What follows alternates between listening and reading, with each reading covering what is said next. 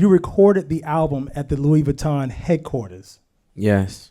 I've never heard of anyone ever recording an album in a similar environment, but I would love to know creatively, what did this space unlock that maybe you couldn't get from a traditional studio? I say all the time that recording in LV headquarters, you were surrounded by criticism everywhere you turned. You know, how it's set up, you know, let's say this is the studio where we are. We get to that first table right there, that's where they cutting patterns. You get over there, they're looking at fabrics. The shoemakers to the left, and it's all open. It's all open. So while Pharrell's making beats, you know, sometimes, hey man, I don't like the beat, and he's hammering away at it. And you're the person that tells Pharrell you don't like the beat. 1,000%. I don't like the beat. And then, you know. You know how a parent stands over a child when they don't know how to do their homework? That's him. And, you know, and sometimes I have to be like, man, well, look outside. Ain't nobody bopping. Like, ain't nobody bopping. You know, and you know, it's that type of energy in the studio. But then you know, you have these people who are in fashion, and they're perfectionists themselves, and you know, it's just, like I said, it's just criticism everywhere, and it's open, and everybody is just like being their most creative self in this area. And it's like, you know, I mean, it's like, man, when we made certain records, we were all in there cheering and, oh, that's crazy, you know, the pattern cutter is like, man, that's nice, you know, whatever. And then you have you know, we making The Birds Don't Sing, everybody in there crying, everybody, rapper, producer, shoemaker, everybody. And it's like, and crying in the making of it. It's like, you know, 4 bars and you gotta stop.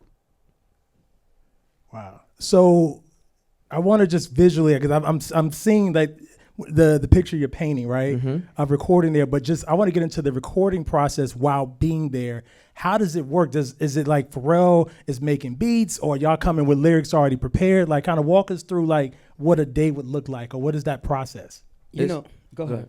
No, go ahead. When we get into album mode or writing mode, like, you're always writing, whether it be in the car, whether it be in the shower, whether washing dishes. I wash dishes.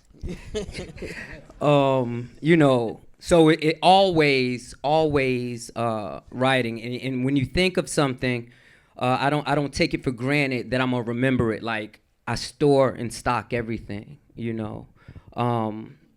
You were talking about being at LV headquarters.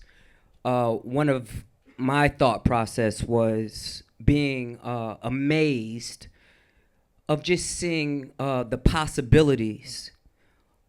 Paris, LV, luxury, and then to see, you know, my brother, and to see, you know, Pharrell, and just remembering us growing up together, and watching these top tier high level events, and being overwhelmed that it is still unfolding. You know, you never know what new height it is going to be. You know, 1 minute we're in Virginia Beach, the next minute we're on LV runway, you know? So it just opened up my creativity the whole time, just being there. Hey, this can go anywhere. Sky's the limit. Incredible, man. I would love to know one note, because Pharrell is a genius. I'm not, well, arguably one of the most incredible, prolific producers, songwriters, engineers that ever walked this planet. But I have to know, for this project specifically, what was a note that he gave you that made a song go from good to undeniable? Make it sticky. Yes, man, that was the exercise. The exercise of the whole album. If you noticed, all the verses were done in patterns and stencils. Every verse. And Pharrell has been trying to get us to do that for From the beginning. a trillion years, right? Yeah. Personally, you know, I usually like more mixtape, freestyle type of raps, you know, not having to stick to a pattern. You know, I feel like it unlocks me to say more. This whole album was based on stay in the pattern and say and inject all of the steroids into the pattern. I mean, this is what he says.